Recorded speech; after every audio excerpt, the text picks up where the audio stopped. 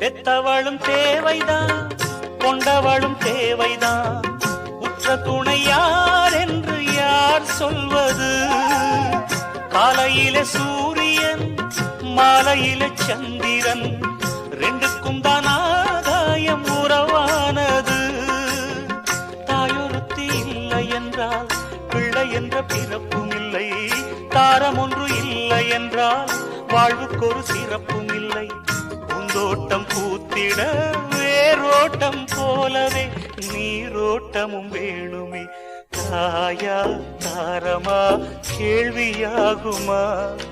கேட்டால் கேள்விக்கு பதில் கிடைக்குமா? தாய் வேறு தாரம் வேறு பெண்கள் தானடா, ஆனாலும் ரெண்டும் ரெண்டு கண்கள் தானடா. தாயா தாரமா